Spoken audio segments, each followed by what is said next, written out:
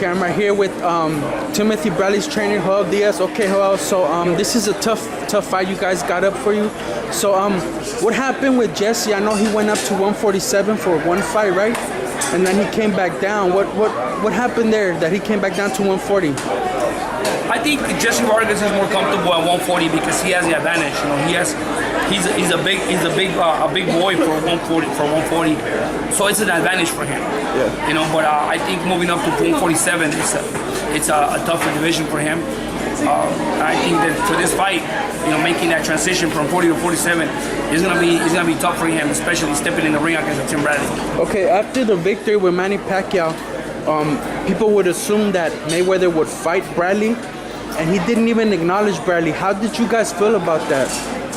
I mean, that's something that the fans really wanted right after. And you know, Mayweather is a very smart guy. He's a very smart guy, as you can see on his fight with Pacquiao in the last one. But at the same time, he has choices. You know, Mayweather usually picks who he wants to fight. He has the power to say, I want to fight this guy, and that's who it is. And if Timothy wasn't in his plans, it's for a reason. You know, I think Mayweather always, you know, has the opportunity to pick his opponents and say who and who can't. Because the less threat he has, the better for him. And if he didn't pick us, I take it as a threat for him.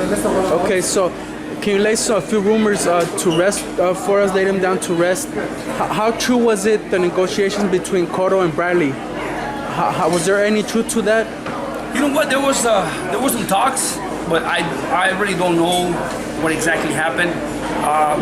We were supposed to, because early in a few months ago, they said it was going to be a Cotto and Bradley for June 6th, but then things changed after Cotto signed with another promotion. Rock Nation, yeah. Yeah. So after that, things didn't keep negotiating. Okay, and what happened with that's putting Bradley at a serious disadvantage, jumping all the way to 154, being that he's a very small welterweight, and he's really a junior welterweight. So going up to 154, that's a serious physical disadvantage for him. How would you guys have gone about closing in that gap? You know, Bradley is a fighter that, even though he's short, and he could be a junior welterweight, but he's a good welterweight. Moving up to 154, you know, I know that disadvantage on his physical disadvantage, but the thing is with Bradley, he would have to be more of a boxer. You know, he can't stand there against a bigger fight and try to exchange punches with a heavier opponent. He's gonna have to move. He's gonna have to box, hit and move, and stay away from the heavy punch. Okay, how was after this? If he manages to win Bradley, what's after this? Do you guys go after Mayweather, or you just kind of wait and see who offers you? You know, the thing is this: with Bradley don't have a lot of options. You know, he don't have a lot of choices. This is what the promoter says, and that's what we do. You know, we were never expecting to fight Jessie Vargas. You know, at some point there was no opponent. In a sense of not fighting him because he's a smaller name, or fighting a bigger name. No, we were expecting a bigger name. Yeah, like Cotto, right? Yeah, like a Cotto, something like that. As a matter of fact, at one point we said, hey, if there's nobody out there, we'll fight Brandon Rios. Right. And no, you know, that didn't work out. So at the end of the day, a promoter calls and says, hey, you're fighting Jessie Vargas. So that's what we got. Okay. So do you think it's a disadvantage? Jessie Vargas is coming into this fight with Roy Jones Jr., who doesn't have much experience as a trainer, but it seems that Jones has been able to get Vargas to open up a little bit more rhythm. Do you think that's a disadvantage for Vargas or an advantage? You know what? Whatever he's got, whatever Roy Jones got for him, it's a disadvantage against Bradley, because he's never been in the ring against an elusive fighter like Bradley that can rough you up, that can move around on you, and he can counterpunch you.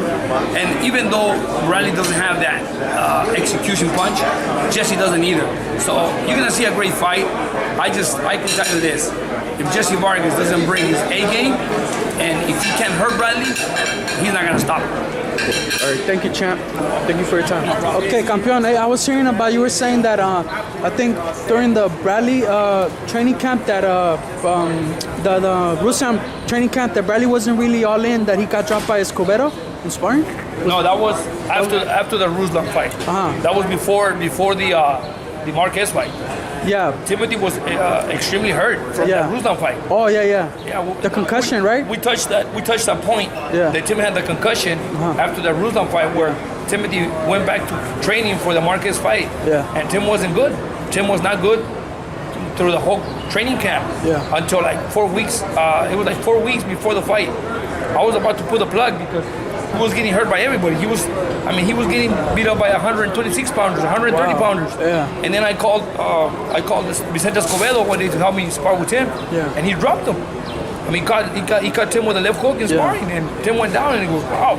And then Tim got up, and Vicente goes, hey, I stepped on your foot. And Tim goes, no, you got me. Take it. You got me. What about what's his name? A rematch with Russia in the future. You know, that's always gonna sell. So that's there. I mean, of course, you know that's something that we can consider. And like I told Tim, a rematch with Ruslan, a rematch with Marquez would be always a fight. You know that people want to see, because Marquez always wanted a rematch, and the only reason why he didn't want a rematch was because Tim didn't have a belt anymore. So I know for a fact that if Timothy wins this fight June 27th, he'll capture the WBO again. Of course, Marquez will jump on the opportunity. He told me why. You know why? Because he said he wants to make history and become the first Mexican to win 5 titles. It's important to him, that 5th title. 5 divisions, yeah. Well, so that's the reason why Marquez will be available for a fight with Bradley, and people will see a fight like that. What about with this new guy that just crashed into the scene? He upset Porter, Kell Brook. I've been watching him for a while. He's a real good fighter. He has a lot of skill. What do you think about him? He's kind of threw himself into the mix by beating Porter. He's at 147. You know what? I've seen Kell Brook fight a few times. He's a great fighter. He is a very composed fighter. Great ability, great power, and you know what? That would be a great fight. I think him and Bradley would be a well-matched fight that will give the people what they want to see. I mean, Kell Brook is strong. He's very composed. When he fought Sean Porter, I was there. Sean Porter wanted to rough him up, and never got Kell Brook out of his plan. He kept it, and at the end of the day, he beat him. Sean Porter, I think he just wore out. He gassed out, trying to rough up Kell Brook. Impose his will on him. Yeah. Okay, one more question. What about the other Middle Eastern fighter that you guys were supposed to fight not too long ago, Amir Khan? Is that still on the table, or? You know, that's something that was fire. That was fire in the oven. Yeah, there's food right there. And there's still ashes in that fight. Yeah. I mean, the fight was offered. Yeah. The fight was offered to Khan, and I think Khan turned it down. So he went the other way and took Algeria. But of course, you know, we welcome fights like that. You know, after Tim being in the ring with Pacquiao twice, you know, I mean, those opponents. You know, those opponents will be more than welcome to step in the ring with Brad. I mean, we won't turn anybody down. I mean, Ruslan Provodnikov, of course. You know, if there's a possibility and we go back to Ruslan, of course, we'll welcome a fight with Ruslan, but you're not gonna see the same fight, though. What about Brandon Rios? Good fight? That would be a great fight. I was hoping to get Brandon Rios before Jessie Vargas, but I don't know what happened.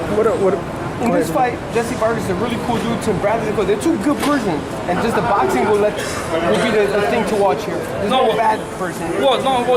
Things will start hitting up. You know, closer to the fight right now. This is a press conference. We know each other for many years. We know this. We know Jessie Vargas is a great guy. But of course, you know, closer to the fight, things are gonna heat up. Something's gonna pop up, and you know who's gonna make it happen? You guys, because there's always you guys making the interviews, and a story here, a story there, and somebody's gonna say, oh, he said this, he said that. You know, that little saying is gonna come up to Tim Bradley's ears. It's gonna come up to Jessie Vargas' ears. It's gonna heat up the fight, and the day of the fight is gonna be okay. So, you know, among all these interviews that we are doing, somebody's gonna pop up with something to create some fire in the fight, and that's what's gonna happen. Okay. I know Bradley, he dismissed Lamont Peterson, you know, a couple of years back, shut him down for 12 rounds, he even knocked him down. And then we saw Danny Garcia, he clearly got outboxed. They gave him the nod. How do you feel about Bradley and Garcia, Danny Garcia? You know, Danny Garcia would be a great fight, you know, but he got outboxed by Peterson. Yeah, you know what, I'm gonna tell you something. I already dialed in Danny Garcia. Mauricio Herrera beat him. Yeah. Let's be realistic. Yeah. I mean, That's Bradley's sparring partner, no? Also, Herrera. Mauricio Herrera has given us a lot of rounds. Yeah. Can you finish that real quick about the Danny Garcia Bradley? Finish Well, that, the thing is this, that would be a great fight, but I don't think Danny Garcia would want to have a fight against Bradley, knowing you very much. that Bradley beat Lamont Peterson, and then Mauricio Herrera has been Timothy's sparring partner for a few camps. Yeah. So I mean, I know how to beat Danny Garcia. Just execute his left hook like Lamont Peterson did. Yeah. As a matter of fact, I told Lamont Peterson that day. I was there that day of the fight, and that's the way to beat Lamont Peterson. Right. I'm Danny Garcia. Okay. Thank you. Appreciate it.